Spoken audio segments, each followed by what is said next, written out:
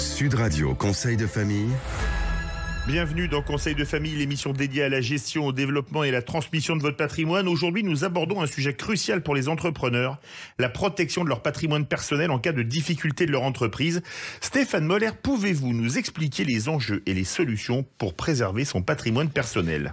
Et oui Philippe, c'est un sujet très important. Les entrepreneurs investissent souvent beaucoup de leur temps, de leur énergie et évidemment de leur argent dans leur entreprise. Il est donc essentiel pour eux de protéger leur patrimoine personnel en cas de difficultés financières ou évidemment de faillite de leur entreprise. Et alors, il existe plusieurs solutions pour y parvenir. Quelles sont ces solutions pour protéger son patrimoine personnel en tant qu'entrepreneur ? Alors premièrement, le choix du statut juridique de l'entreprise va être déterminant.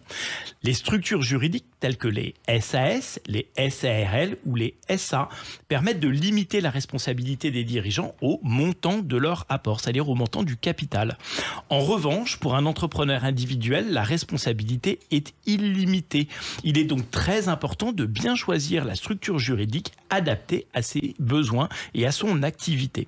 Deuxièmement, l'entrepreneur peut opter pour le régime de l'EIRL, entrepreneur individuel à responsabilité limitée, qui permettent de séparer le patrimoine personnel et professionnel du dirigeant et ainsi de bien protéger ses biens personnels en cas de difficulté. Cette solution est particulièrement intéressante pour les entrepreneurs individuels, souvent les artisans, qui souhaitent bénéficier d'une protection similaire à celle offerte par une société. Troisièmement, il est possible de mettre en place une déclaration d'incessabilité devant notaire qui protège les biens immobiliers non affectés à l'activité professionnelle.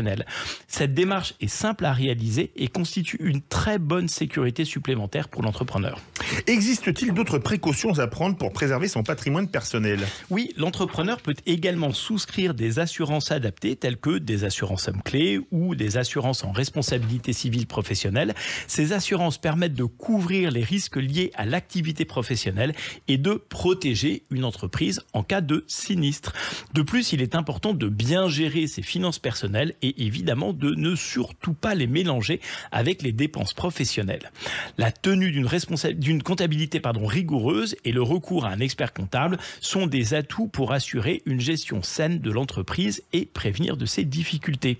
Enfin, il peut être judicieux de diversifier son patrimoine en investissement dans des placements financiers ou immobiliers afin évidemment de ne pas dépendre uniquement de la réussite de son entreprise. Merci Stéphane pour ces précieux conseils. Nos auditeurs entrepreneurs pourront ainsi prendre les mesures nécessaires pour protéger leur patrimoine personnel en cas de difficulté de leur entreprise. Et oui, parce que la protection du patrimoine personnel est un enjeu majeur pour les entrepreneurs et il est essentiel de bien s'informer et de mettre en place les dispositifs adaptés pour que chacun d'entre nous puisse assurer cette protection. Conseil de famille revient demain. Que vous êtes entrepreneur, posez vos questions sur conseil au pluriel-2-famille.com. On retrouve évidemment le podcast sur le site sudradio.fr, et nous on se retrouve demain, Stéphane. À demain Philippe.